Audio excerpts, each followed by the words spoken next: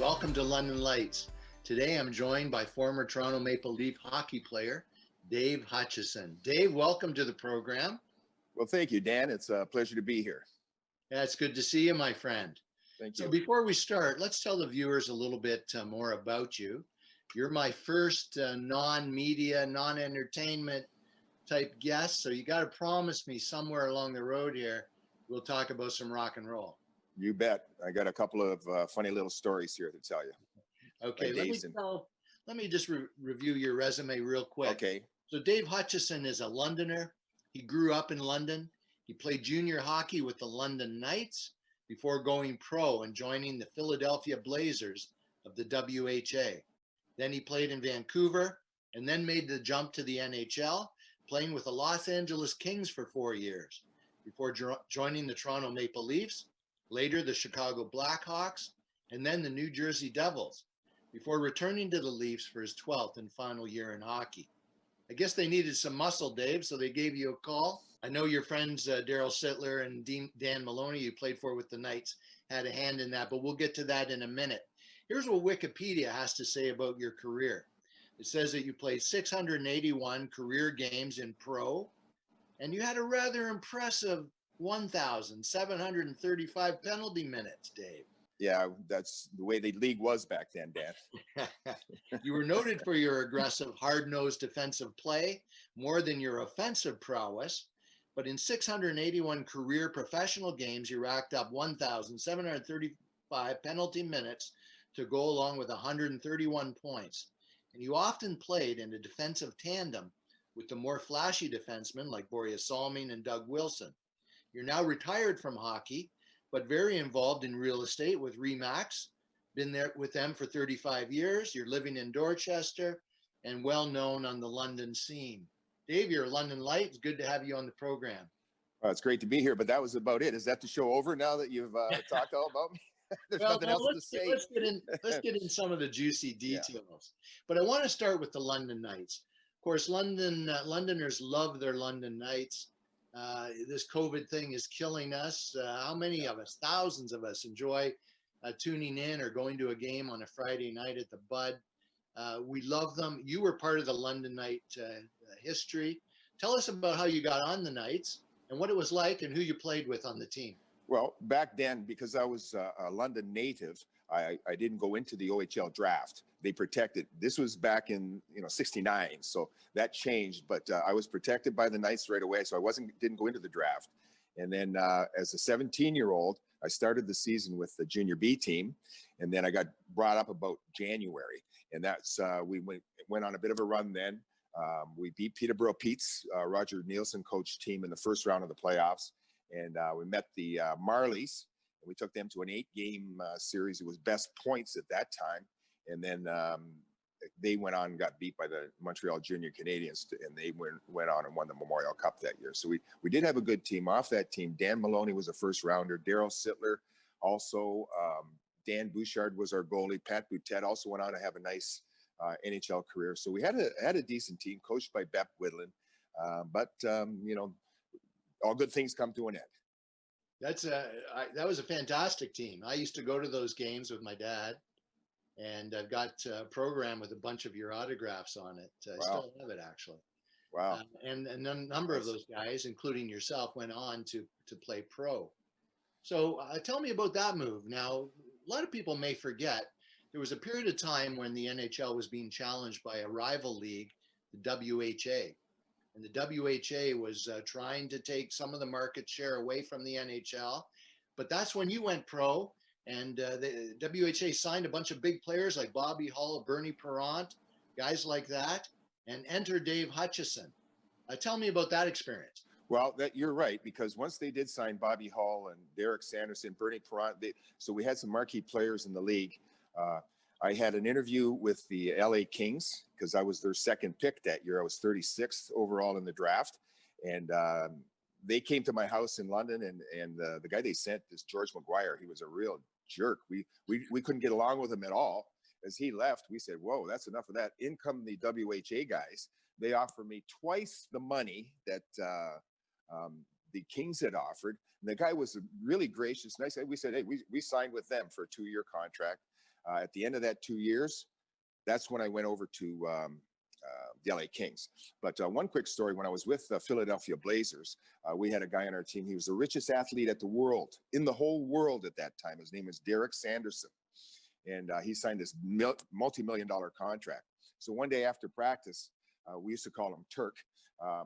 He asked me, "Hey, Hutch, what are you doing?" "I'm going to go buy a car." I said, "Sure, I'll go with you." So we jump in a cab at the arena, go over to, as on the way over, I asked Derek, "What kind of car are you buying?" He says, "Rolls Royce." And I kind of chuckled to myself, and I thought, Rolls Royce. So my next question was, how much, what are they worth? How much do they cost? He looked over at me and he said, "Stupid.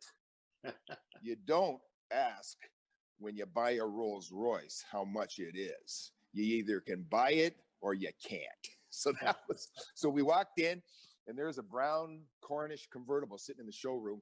Turk walks right over. He's in a pair of cowboy boots and jeans, a t-shirt, opens the door, jumps in, and the salesman comes running out. He says, "Get out of that car."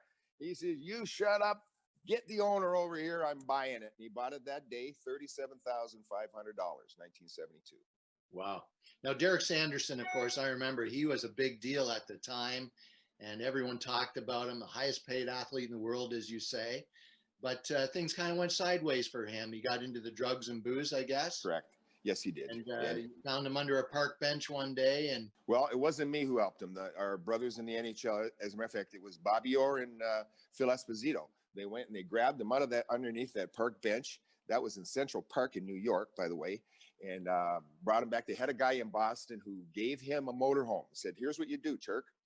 You go around to schools and you talk to the pupils, the students, about the demons, what happens when you're the highest paid athlete in the world, and the next thing you don't have a dime, and it's because of booze and drugs and women."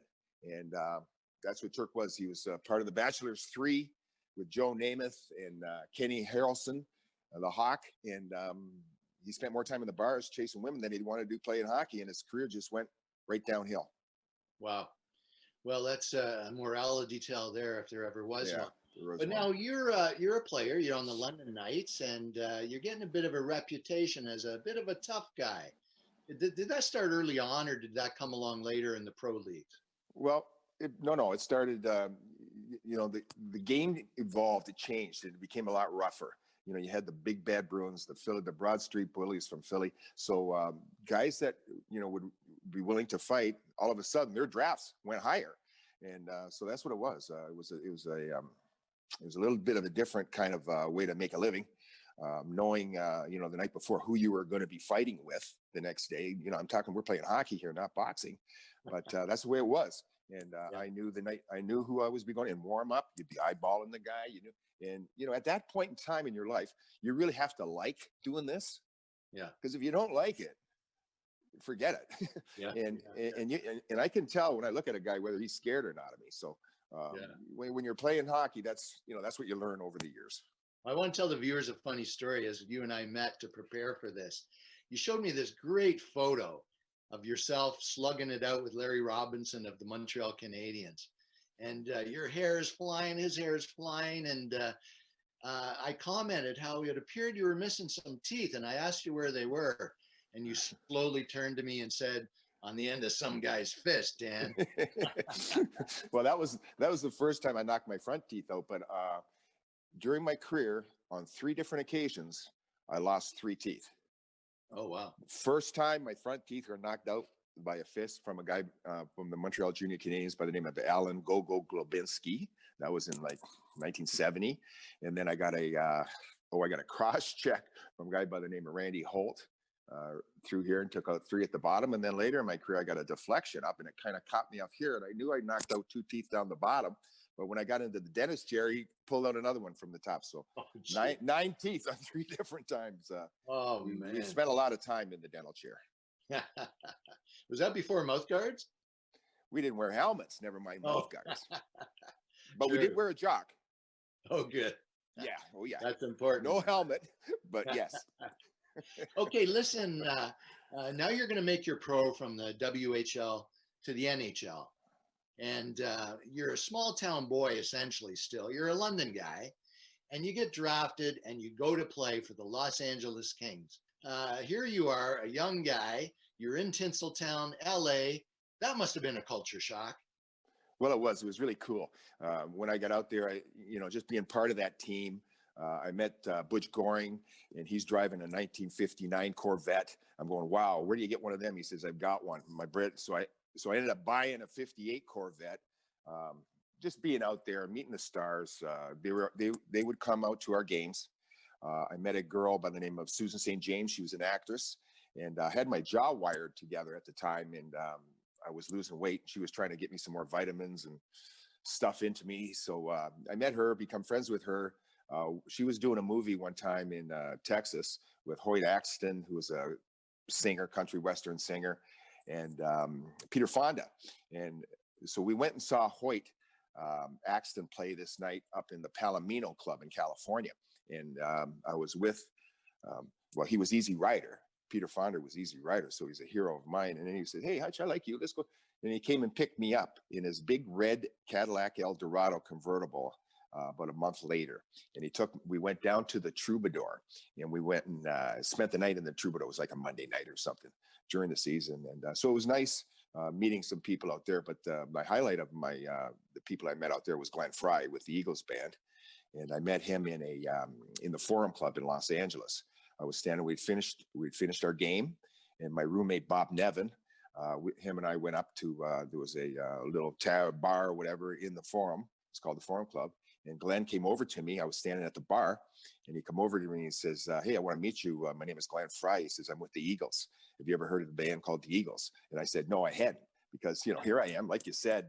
So it was 1973 or 4. So I hadn't heard of them. Anyway, we became friends, and had a lot of fun together. Went to see him many times, whether it was anywhere. He told me, anywhere the Eagles are playing 1,000,000 miles away from you, Hutch, you're welcome. So we went and saw him maybe a dozen times. And I know at the time you looked like a rock star yourself. You had the long hair going, so you'd fit right in with those guys, I'm sure. We'll talk about a story or two about that when we come back. But first, we'll take this commercial break. We'll be right back with former Toronto Maple Leaf tough guy extraordinaire, Dave Hutchison. We'll be back in just a moment, viewers. Stay with us.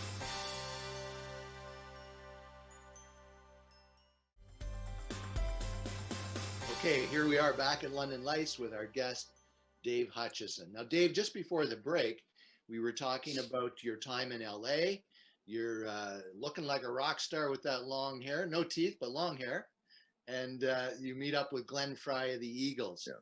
And you told me when we met to discuss the show that you ended up in one of their recording sessions for their album right after Hotel California. And I think the album was called The Long Run. You were in Miami with them. Tell me about that session. Well, my wife, Alana, and I were on holidays after the season. So we were down into Florida, and I got a call, or he called me, whatever.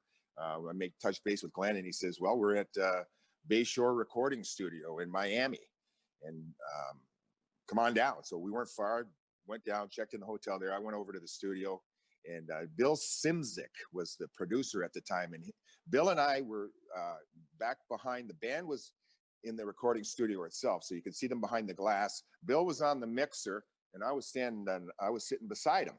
All of a sudden, I need to go to the can. So, the band is actually playing. They're recording at the time. And I get out, I sneak out, and I go to the can. I come back, and as I grab the door, I hit it, and I closed it, which I shouldn't have, but I closed it with a thump. And they finished the recording. They came in, and Timothy Schmidt come up to Bill Simzik, and he says, geez, that all went well except for the door bass that Hutch applied there about halfway through the song. So they had to redo that song again. And Simzik called it not The Long Run, The Long One, because they had to record it so many times over and over. But that was just one of the times. Well, one of the shows I really love on Netflix, and I've watched it 2 or 3 times, is a show called Echo in the Canyon. And it's about this incredible group of musicians that all congregated in Laurel Canyon in LA. And I understand that you were there for a time, for a visit. Yeah, that's right. Glenn had a home up in Laurel Canyon, and it was built by James Cagney, who was a movie star back in the 40s or 50s is when the home was built. And it was one big room with a loft bedroom upstairs, and that was all that was upstairs, and a little kitchen and a bathroom, but it was all focused on this big room with a stone fireplace. And on the one side, they had like a little recording setup, studio setup. So there was the guitars were on the wall, the drums were over there, the piano was there. And anyway, we hear a knock on the door. I'm talking with Glenn, knock on the door, and it's Tommy Nixon, who's the road manager for Glenn, and J.D. Souther. And Wow. JD is a recording artist, and he's a songwriter, but he's a good friend of Glenn's. They wrote a lot of music together. So they come in, and we're around the studio, and they say, well, let's play a song. So I said, well, I can't play. I've never played anything in my life. He gives me a big box bass, and the other guys, JD is playing guitar, Glenn's on the piano, and Tommy's hitting the skins here, and Glenn says, here's your 3 notes. Boom, and which was nothing. Boom was 1. So I had 3 notes. Boom, boom, boom, boom, boom. I feel so bad, I got a worried mind. I'm so lonesome all the time since I left my baby behind on Blue Bayou. Now that was a hit. That was a hit by Linda. Yeah, that was a hit by Linda Ronstadt back in the 70s. Yeah, and awesome. yeah, we had something, and I played the whole song. I couldn't believe it. Here I am, I had this. All I had to do was hit it twice. But it was really the highlight of my very mediocre rock and roll career. That's cool. Okay, so you're in LA, you've been there 4 years, and you get the call, time to go to Toronto. Why did Toronto want you? Well, the league was toughening up, and I was having a problem again with the same general man. Now he's the general manager. This is George McGuire that came up to sign me way back then, and I'm having trouble getting a contract to what I think I'm worth. Anyway, the Leafs, where I had Boutet and I had Dan Maloney and I had Daryl Sittler, they're saying, hey, look, come, we'll sign you, come to Toronto and play with us. And so that's what I did. I played out, come to the Leafs. We're young Borja Salming, Ian Turnbull, Mike Palmatier. We had a really, really good, strong team. And we couldn't get by the Habs in the playoffs. So Punch decides he's going to bring in, Harold decides he's going to bring in Punch Imlach as the new GM. Well, Punch has got a feud going on with Alan Eagleson. We all know what Al did. And maybe he was right all this time, but at the time we didn't know this. So anybody who had any affiliation with Eagleson's firm was gone. So myself, Sittler, Palmatier, Turnbull, Pat Boutet, Walt McKechnie, there was 8 or 9 of us off that team that were traded out. Purge. It was a purge. He cleaned everybody who was affiliated with Al Eagleson out, and got nothing but like Lanny. I can interrupt you for a moment. Sorry. There was an incident though the night before you should tell me about. I guess Punch Imlach wasn't a big fan of the players at the time, and something happened. Dave, tell us about that. Well, this was just around Christmas time, maybe 2 or 3 days before Christmas. Anyway, we're taking a flight out. We used to fly out of the Skyport, out of behind Toronto Airport on a charter flight. We're going up to Montreal. We're going to just flying up that day, check in the hotel, play the game that night, and fly right back after the game. So as we're coming in, everybody, we're parking around the Skyport. Pat Boutet is the last one on the plane. He says, hey, check it out, guys. We look out our porthole windows, and there's Punch has left his lights on in his car. So this is, remember, this is, 79. So there's no cell phones. There's no light, telling you you've left your light on. So we get on, we go play the game. After the game, we come back, of course, Punch's battery's dead. So we're all kind of watching, chuckling at this. I'm riding with Ian Turnbull, and he was a bit of a character himself. Ian goes to the back of his trunk, pulls out a length of battery cables, slams them in the back door of his Cadillac. We did a big tour of the parking lot, and you can imagine at 2 a.m. The cables will be sparking as they go around the tarmac. We go right in front of Punch's car. Punch sees me, doesn't see Turnbull, and I'm traded the next day to Chicago after that trick. Wow, that'll teach you. So away you go to Chicago, you play there. Then you're off to the New Jersey Devils, and you're getting near the end of your career and you get the call. What was going on?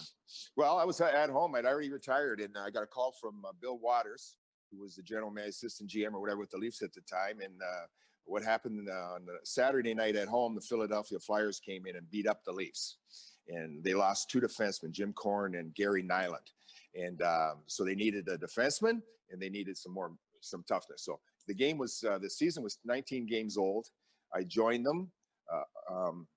We went to the very first night, went to Pittsburgh. So here I am. I've skated once in the last 6 or 8 months at that one practice we had in Toronto. We go into Pittsburgh. And so here I am playing my first game in a year, almost a year. And I get slammed into the net by a guy by the name of Kevin McClellan. And he crushes me, and I go flying into the net, right over, through, and behind Mike Palmatier. Palmy comes out and nails McClellan, and a fight starts. Mike Palmatier gets kicked out of the game as third man in. I'm the guy there who they've hired to support this, and our goalie's out of the game, and I'm still in the game. I didn't get anything, but yeah, it was great coming back to the Leafs. We were a good team at the time. Punch Imlach came, and really everything hit the fan at that point in time. And the team really, it took a while.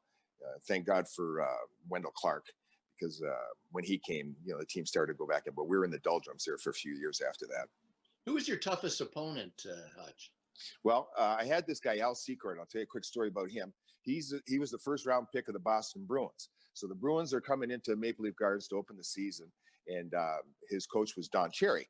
Cherry says, Al Secord, which his nickname was Rocky, take the helmet off, you start left wing, and you play all the power plays. So Al takes his helmet off. He knows who I am. I don't know who he is.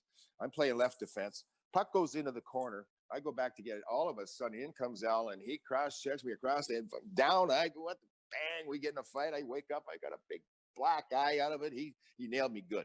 So I'm thinking about this. Now we run into him maybe about 6 months later, and he's coming down the left wing in front of our boards, or in front of our bench, right along the boards. And I come through, and I see him, and I hit him with a classic right hand punch, and I get him. I open him up underneath the chin here for about 6, and then the fight starts. And then after the fight, I say, "Hey, Al, how do you like getting suckered like that? Like you got me." So that was good. Now we're even, 1 fight each. And but a week later, I get traded to Chicago. And but a week after I'm in Chicago, Al is traded from the Bruins to Chicago. We became best friends. A real good tag team out there, and we were fighting. And I'll tell you, Al was a really tough guy. Southpaw, left-hand puncher, and his father was a boxer. So Al grew up in the boxing environment, so he could fight. Great stories. There's 100 of them. I think I'd love to hear them all, but we're running short of time. It's really important to me that we talk about this picture behind me. So I understand. Well, why don't you tell the background? You're in Afghanistan. You're with some of the troops. You're with General Hillier. What happened there, Dave? Well, we lost a bunch of soldiers over in Afghanistan over a 2-week period. The first came under friendly fire from the United States, if you don't remember or not. We lost, I think, 4.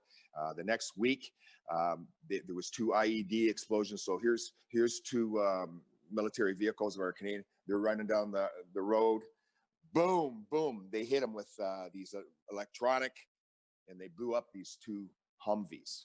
We lost 5 more, so we lost like 9 soldiers in 2 weeks. The morale for our Canadian military was down. General Rick Hillier got a hold of our alumni, and Mark Napier was the president at the time. And he come back. We were on the road trip actually with our alumni, and he come back to me, and I was sitting with Bob Probert, and he says, "Hey, we've got a request from General Rick Hillier. We're going to put a team together of alumni. We're going to go over to Afghanistan. They've got not a nice rink, but a hockey rink built there now, and we're going to play hockey against the troops. Who wants to go?" So Bob Probert was the first one that said that he would go. Once we had Proby, it was set because everybody wanted to go. And the guys, Hillier wanted tough guys to come. Okay, yeah. He wanted fighters to come. He didn't want all these finesse guys. Yeah. So he had Tiger Williams, Stu the Grim Reaper Grimson, Troy Crowder. We had a Chris Nyland. We had tough guys because the soldiers are tough guys. They're fighters. They wanted to meet the fighters. So we went over there on 3 different occasions, or at least I did, and just had the time of my life. And it's really something that I'll always cherish and remember the memories that I had over there. Looks like you took the Stanley Cup too. As I move to the side here, you can see the cup. Yes, we It did. must have been a thrill for the troops. Oh, they couldn't get enough of us over there. I kid you not. And we played games every day. The first game we played, it was like 50 degrees Celsius. Wow. And yeah, so I come off my first shift. I had to go off, and I'm trying to dry puke. I can't get anything out. It's so hot. We're just pounding water. There's a little air-conditioned ambulance. I go and sit in the ambulance for 5 minutes or something, cool down, and then back out. That's how hot it was. So after the first game that we had, we changed all the games to the evening under the lights, and that's what they had nice little concrete pads out there that they made for us. And Dave, we're almost out of time. And I know you and I are friends. We go back a long way. You've always felt it's important to give back to the community. London Free Press recently reported how you received a Community Work Award from the NHL for your community service. The community appreciates you giving back. That's important to you, isn't it? Well, it is. And it actually wasn't awarded by the NHL. It was awarded by the Toronto Maple Leafs. And it was a Carl Brewer Award. And it's for contributing off the ice. So, I ran a golf tournament for 25 years, my trips to Afghanistan, different things that I've been doing around the community, coaching, refereeing with our alumni thing. So fortunate for me, I got it this year. I was totally surprised, and it's quite an honor. Well done, Dave. It's great having you on London Lights tonight. Thanks for being here today. Thanks for telling us these stories. Thanks for your community work. It's been a pleasure, my friend. Stay well. You are a London Light, and have a great day. Thank you, Dan. It's been a pleasure. See you soon. And viewers, keep tuned for more shows from London Lights.